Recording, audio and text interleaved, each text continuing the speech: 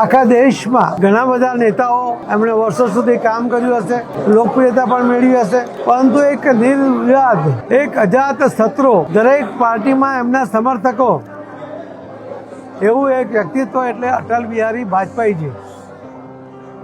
અટલ બિહારી વાજપેયીજી એક સ્પષ્ટ વક્તા હતા, એક કવિ હતા, સંઘના પ્રચારક હતા, સંઘ દ્વારા સેવા કરવાની વૃત્તિ સાથે દેશ માટે સમર્પિત હતા, એક રાજકીય કોનેભરી આવડત લઈને રાજકારણ કરતા હતા અને છતાં કોઈને નુકસાન ન થાય, દેશનું હિત જ થાય એ પ્રકારની ઉજ્જવળ ભાવના સાથે કામ કરતા હતા, જેમણે પોતાના કાર્યકાળમાં અને કાર્યકાળ પછી પણ સતત લોકપ્રિયતા મેળવી. એમની વાકછટાને કારણે, એમની ચતુરાઈ અને શબ્દનો ભંડાર જેમની પાસે હતો એના કારણે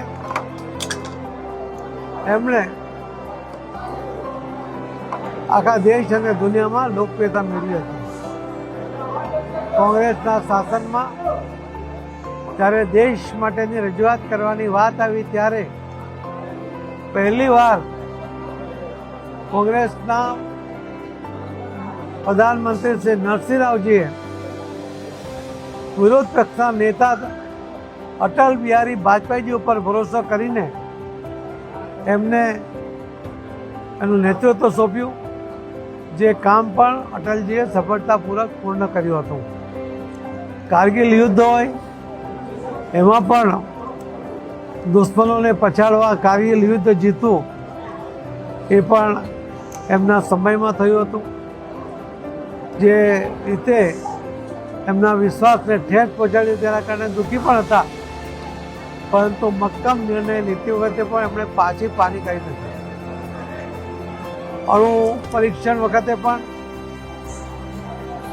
દેશ અને વિદેશમાંથી કયા પ્રકારના રિએક્શન આવશે એની ભલીભાંતિ જાણકારી હોવા છતાં પણ દેશને અણુશક્તિ અપાવવા માટેના નિર્ધાર સાથે એમણે 1, 2 નહીં 3 અણુ પરીક્ષણ કર્યા હતા, જેના કારણે અમેરિકા સહિત ઘણા બધા દેશોએ ભારત સાથેના સંબંધો કાપીને એની પર પાબંદી મૂકી હતી, પરંતુ એમણે શરણાગતિ સ્વીકારી નહોતી. એ પ્રકારનું આ વ્યક્તિત્વ ધરાવતા અટલ બિહારી વાજપેયીજીની આજે 100મી જન્મજયંતિ છે. ભારતીય જનતા પાર્ટીના કાર્યકર્તા તરીકે હું અને અમે સૌ એમણે કરેલા પચીનો ઉપર આગળ ચાલીને એમની જે સેવા કરવાની ભાવના હતી એને પણ ધ્યાનમાં રાખીને આ દેશના હિતમાં જે કોઈ નિર્ણય કરવા પડે એ કરવા માટે અમે બધા કટિબદ્ધ છીએ, એવો અમે સંકલ્પ પણ કરીએ છીએ. આજે સુરત મહાનગરપાલિકા દ્વારા સુરતના મેયર શ્રી દક્ષિતભાઈ માવાણી અને સ્ટેન્ડિંગ ચેરમેન શ્રી રાજનભાઈ પટેલ એમણે એક નિર્ણય કર્યો છે કે કતારગામ ઓડિટોરિયમ છે એમાં પણ અટલ બિહારી વાજપેયીજીનું નામ આપવું અને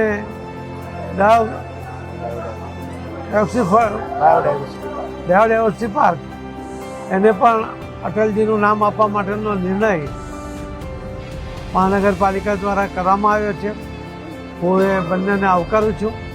મહાન પુરુષોના પ્રતિમાઓ, મહાન પુરુષો દ્વારા એમના નામે બનેલા અનેક ઇમારતો, એમાંથી પણ આપણી આવનારી પેઢીને પ્રેરણા મળતી હોય છે અને એ પ્રેરણા સતત મળતી રહે એના માટે આ પ્રકારના નામ સાથે જોડીને પણ એમને જીવંત રાખવા પડે.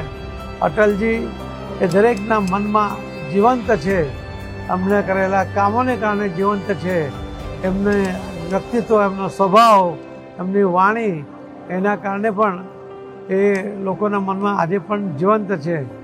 એવા વ્યક્તિનો આજે 100મી જન્મજયંતિ નિમિત્તે અમે સૌ એમને આજે સવારે અહીં એમનો જે ફોટોની પ્રદર્શની રાખી હતી એ કાર્યક્રમ કરી છે. સાંજે પણ અમે એ કાર્યક્રમ કરીએ છીએ. આખા દેશમાં આવા કાર્યક્રમો થઈ રહ્યા છે. માનનીય પ્રધાનમંત્રી શ્રી નરેન્દ્ર મોદી સાહેબ પણ આજે સવારે જ એમણે એનો કાર્યક્રમ પણ કર્યો છે અને દરેક સાંસદો પણ કરવાના છે. ધન્યવાદ.